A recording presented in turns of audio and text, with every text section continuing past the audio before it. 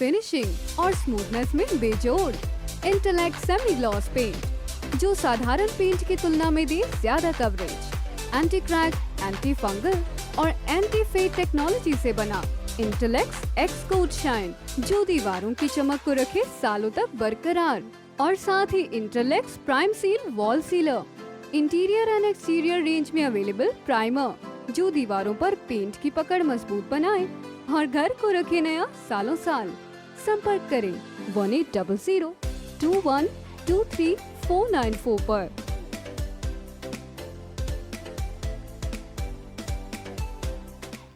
नमस्कार, मैं हूं प्रमोद और आप देखना शुरू कर चुके हैं DiSadkanaama.com। इस वक्त मैं मौजूद हूं डबवाली में और जैसा कि आप सब लोग जानते हैं कि DiSadkanaama.com की टीम है वो हरियाणा के विभिन्न शहरों में जा रही है और हम 2 साल के कार्यकाल को लेकर के जो है चर्चा कर रहे हैं लोगों से। और इस दौरान हम जो है आपको अलग अलग पार्टियों के राजनेताओं से भी मिलवा रहे हैं और अलग अलग शहरों के बारे में आपको जानकारी दे रहे हैं। ये हमारा अंतिम चरण है क्योंकि सिरसा का डबवाली इलाका ये यहाँ से आगे पंजाब और दूसरी साइड से जो राजस्थान है वो शुरू हो जाता है, यानी कि हरियाणा है वो लगभग कंप्लीट हो चुका है ये कह सकते हैं।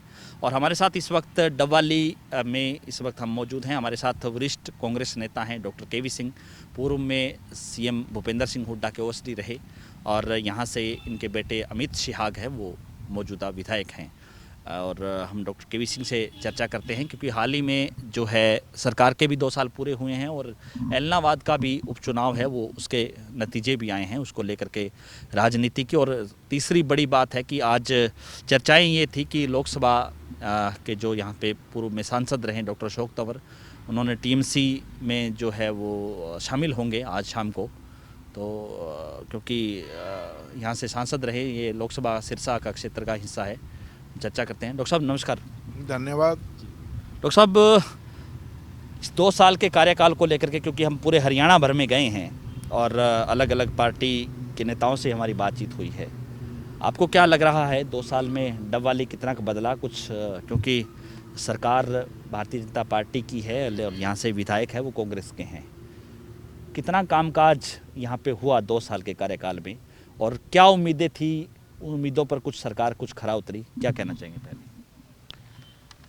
जहाँ तक सरकार का सवाल है जी। मेरा भी काफ़ी राजनीति में एक लंबा कैरियर रहा है, एक अनुभव रहा है जी। और सन 87 में पहली बार मेरे आदरणीय ताऊ चौधरी देवीलाल जी का ओएसडी के रूप में मैंने काम शुरू किया था जी। और सन 87 से लेकर अगर आज आप देखें तो करीबन ये लंबा सफ़र 34-35 साल का, कई मुख्यमंत्री, दूसरे मुख्यमंत्री के साथ भी काम करने का मेरे को सौभाग्य प्राप्त हुआ, चौधरी भूपेंद्र सिंह हुड्डा जी के साथ जी। और कई मुख्यमंत्रियों का कार्यकाल हमने देखा जी। मेरे ख्याल में मैं ईमानदारी के साथ कह सकता हूँ जितनी असफल ये सरकार रही है जनता की आशाओं और आकांक्षाओं पे जी। कोई कोई सरकार नहीं रही। जहाँ तक इस सरकार का डबवाली हलके के साथ जो बात है जी। मैं नहीं मानता कि कोई उन्होंने अपनी तरफ से प्रयास करके यहाँ काम कराने का एक सौतेला व्यवहार ही किया है। पर उसके बावजूद भी ये नहीं है कि मैं अपने मुंह से कहूँ तो थोड़ा सा अच्छा नहीं लगता, क्योंकि जो यहाँ मौजूदा विधायक हैं जो मेरे बेटे हैं, पर अगर आप जनता से अगर पता करेंगे जी। तो आपको सही तस्वीर पता लगेगी कि 2 साल के अंदर जो उसने कहा था मैं नहीं हम, कि मैं अकेला नहीं हूँ, जनता की आवाज़ मेरे साथ है, मैं हम उनकी आवाज़ को मैं बुलंद करने का काम करूँगा। पर 2 साल में मेरे ख्याल में मैं कह सकता हूँ पहला विधायक है जो हर साल अपना रिपोर्ट कार्ड जनता के सामने रखा है। पहला साल जैसे आप 2 साल का आज आप हरियाणा सरकार के कार्यकाल की बात कर रहे हैं जी। इसी तरीके से मौजूदा विधायक अमित ने पिछले साल भी जब साल पूरा हुआ तो लोगों के सामने अपना रिपोर्ट कार्ड रखा कि मैंने ये काम करवाया, आवाज़ उठा के, चाहे विधानसभा में हो, चाहे विपक्ष बाहर रह के हो, चाहे अपनी तरफ से प्रयास करके। और उसका एक नारा भी था, प्रयास करने वालों की कभी हार नहीं हुआ करती। और अब दूसरे साल में अभी आपको 4 तारीख को उन्होंने फिर अपना रिपोर्ट कार्ड रखा था। अब मैं चाहूँगे तो गिनाने की आवश्यकता नहीं, मैं रिपोर्ट कार्ड आपको दूंगा। तो मुझे पूरा भरोसा है कि एक विपक्ष के विधायक के रूप में अमित जो है जनता की आशाओं और आकांक्षाओं पे खरा उतरा है और पूरी अपने पुरजोर से अपने प्रयास से हल्के के काम करने की कोशिश कर रहा है। डॉक्टर साहब, ये इधर से हमारे थे, इस जो चौक है ये सिल्वर जुबली चौक जिसको कहा जाता है, बड़ा चौक है, डबवाली का मेन चेहरा मोहरा ये, इसको भी छोटा किया जा रहा है। क्या यहाँ पे क्या प्रपोजल चल रहा है? ये भी अमित का अपना प्रयास है, जी। क्योंकि जब उसको इस बात पे कई बार यहाँ के जितने, क्योंकि बहुत बड़ा ये ऑटो मार्केट भी है और ये एक जंक्शन भी है हरियाणा पंजाब राजस्थान का, और ख़ास तौर पे ये जो रोड है जो आपके बठिंडा से जो आगे जाती है, तो ये बड़ी रोड जो है कई गुजरात और महाराष्ट्र को आगे तक जोड़ती है और यहाँ ख़ास तौर पे डिफेंस का भी और एक रिफाइनरी है बहुत बड़ी, जी।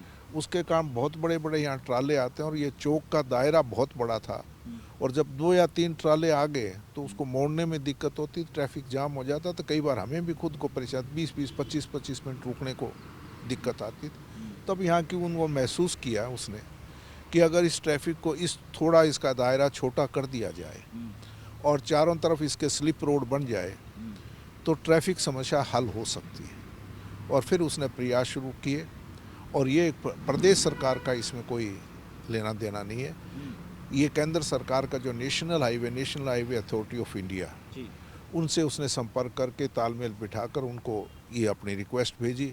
तो उन्होंने कहा जी हम पहले हमारा सर्वे करेंगे कि आया कितना ट्रैफिक और किस तरह की समस्या। तो यहाँ उन्होंने 1 जनवरी से लेके 7 जनवरी तक बाकायदा उनकी टीम यहाँ चौक पे बैठ के और सर्वे किया। फिर उन्होंने सर्वे से लिखा कि आपकी जो आपने मांग रखी वो जायज़ है और हम इसको फौरी तौर पे ठीक करेंगे। करते करते 1 जनवरी से हमने शुरुआत दिसंबर में, पिछले दिसंबर में इसका प्रयास शुरू हुआ था। आज वो सिरे चढ़ा और टेंडर भी हो गया, काम शुरू हो गया।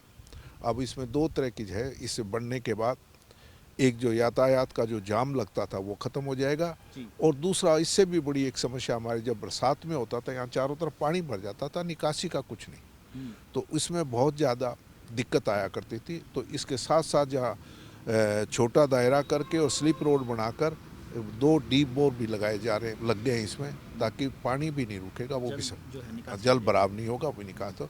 तो मुझे पूरा भरोसा है कि अगली बार जब आपको करीबन जो मार्च में जब आप आएंगे तब आप देखेंगे ट्रैफिक का और सारी चीज़ों का। तो ये सिर्फ और सिर्फ हम इतने अपनी स्तर पे प्रयास करके और national highway authority of India से संपर्क करके इसको काम पूरा करने। साहब, डबवाली की बड़ी समस्या आप क्या मानते हैं, क्या बड़ी दिक्कत यहाँ पे जो जिस तरह से हम लोगों में चर्चा कर रहे थे, फाटक को लेकर के लोग चर्चा कर रहे थे कि अंडर ब्रिज बन जाए या कुछ और? देखिए, मैं जो मेरे आने से पहले 2009 में मैंने पहला यहाँ से चुनाव लड़ा था, उस वक्त बहुत बड़ी समस्याएं थी जिसको हमने काफ़ी कुछ तक मैंने मेरे प्रयास से जो आपका ये रेलवे फाटक था जिस पे आरोपी था, अब बनाया हमने। और 2014 में मैंने आदरणीय चौधरी भूपेंद्र सिंह हुड्डा के मार्फत उनका नींव पत्थर रख के पूरा करने का वो काम पूरा हमने किया। यहाँ सीवरेज की बड़ी बड़ी समस्या थी, क्योंकि छोटा सा एक सीवर जो ट्रीटमेंट प्लांट था उसका वो भी पंजाब की भूमि में है, हरियाणा में नहीं है, क्योंकि बंटवारे में पहले साझा था, बंटवारे में वो चला गया पंजाब में। तो वहाँ और पानी 4 एकड़ में बना हुआ जगह थी नहीं, सारे शहर का पानी तो ओवरफ्लो हो जाता था। फिर हमने कोशिश करके 40 करोड़ रुपए की प्रोजेक्ट में लेके आया, तो उसमें सीवर की और पीने के पानी की व्यवस्था इस शहर में आज पूरी ठीक कर दी हमने। लाइट की बड़ी समस्या थी, लाइटें हमने करीबन पहला शहर होगा, अगर आप शाम को देखें तो न्यूज़ के आज स्ट्रीट में भी बैठ के आप किताब पढ़ सकते हैं। इस तरह बाजार में 2 दुकानदारों ने कहा कि लाइट वगैरह इस तरह की लाइट की समस्या हमने सब ठीक की है।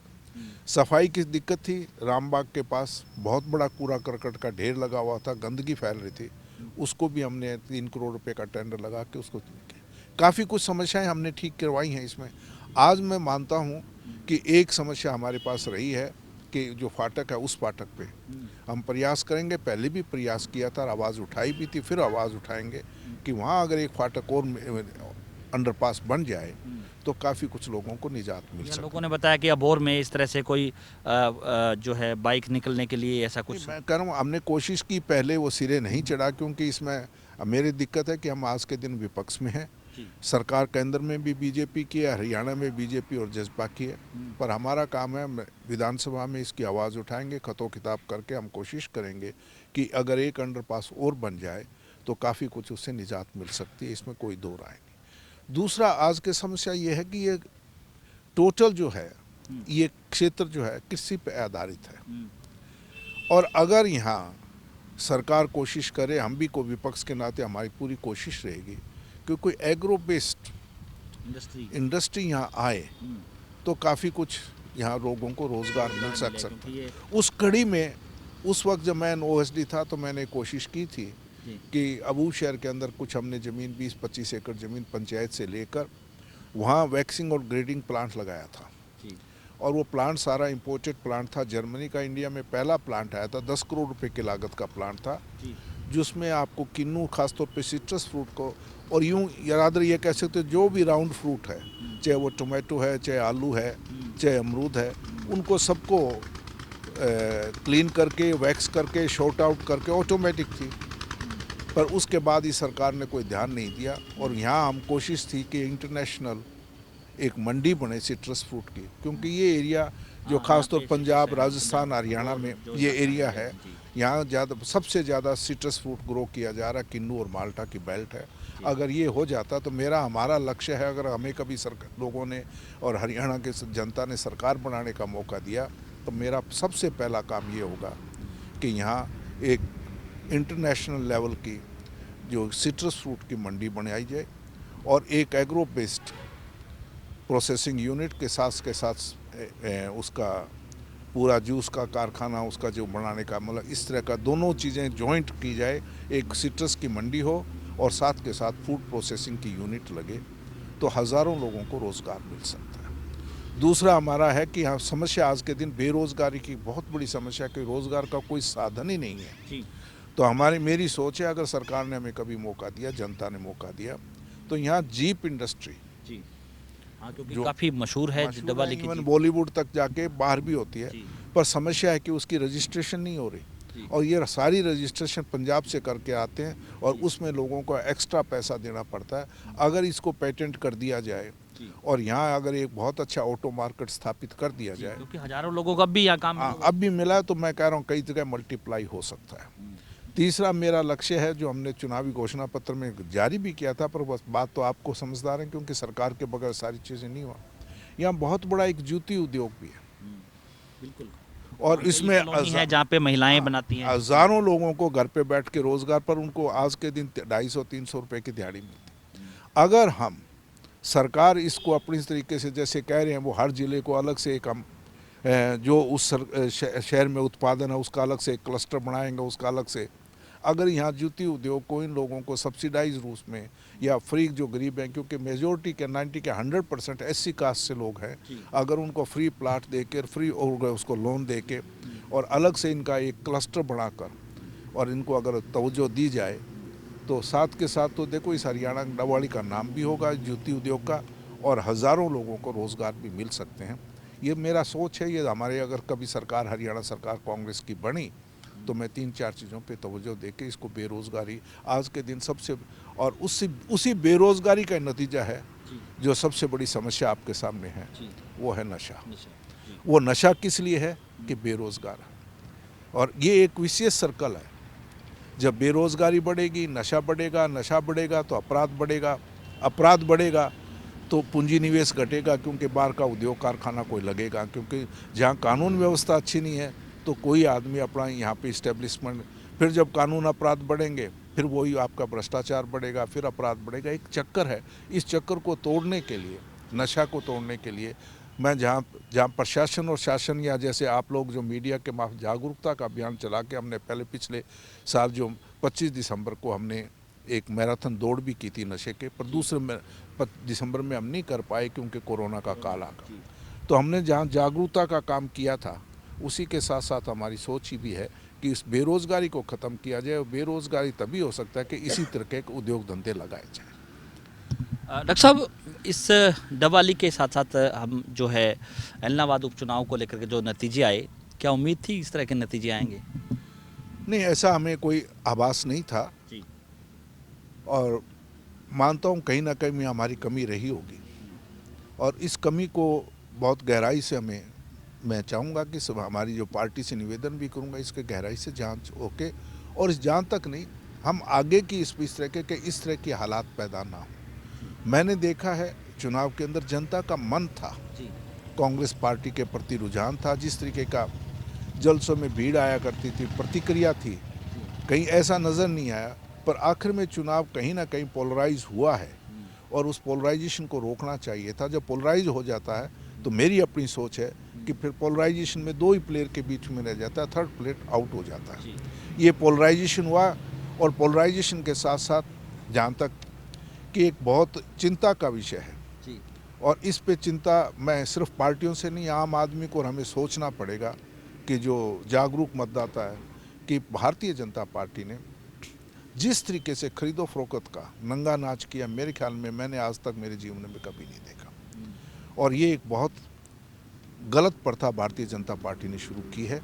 लोगों के मतदाताओं को ज़मीर को खरीदने की कोशिश की, उसके बावजूद भी लोगों ने, मैं मानता हूं कि मैं उनसे इस्लामाबाद के लोगों को तारीफ़ करूंगा कि उसके बावजूद भी जो इस तरह की जो उन्होंने सारी सरकारी मशीनरी का दुरुपयोग भी किया, खरीदो फरोख्त की राजनीति की, उसके बाद में भी वो भारतीय जनता पार्टी के मुंह पे तमाचा मारा। चाहे हमारा जीतने वाला भी हमारी दूसरी पार्टी विपक्ष का है, इसमें कोई, पर उन लोगों के नापाक इरादे को ख़त्म करने का, क्योंकि उन्होंने धनबल के वास्ते इस चुनाव को जीतने का किया और जात पात के नाम से बांटने का काम भी उन्होंने प्रयास किया। तो ये दोनों चीज़ें जो भारतीय जनता पार्टी कह रही थी हम पार्टी विद डिफरेंस, मेरे ख्याल में यही अंतर वो दिखाना चाह रहे थे कि हम दो ही काम कर सकते हैं, कहीं धर्म के नाम से, कहीं जात के नाम से। और अगर धर्म और जात काम नहीं किया तो धनबल के रास्ते भी चुनाव जीतने की कोशिश करेंगे। और मैं ये इस्लामाबाद में सबको आप लोगों ने देखा है, मीडिया ने सरेआम देखा है कि किस तरह पैसों की वो 5-5, 7-7 हज़ार के। तो ये भी एक चिंता का विषय है। अगर इस तरह की राजनीति आएगी फिर तो लोकतंत्र को खतरा होगा और लोकतंत्र अगर जिंदा नहीं रहा तो फिर कुछ नहीं है। धन्यवाद। तो ये थे हमारे साथ डॉक्टर केवी सिंह। लगातार हमारे साथ बने रहिए और इस वीडियो को आप ज़्यादा से ज़्यादा शेयर जरूर कर दीजिए ताकि तमाम लोगों तक जानकारी पहुँचे। बहुत बहुत शुक्रिया।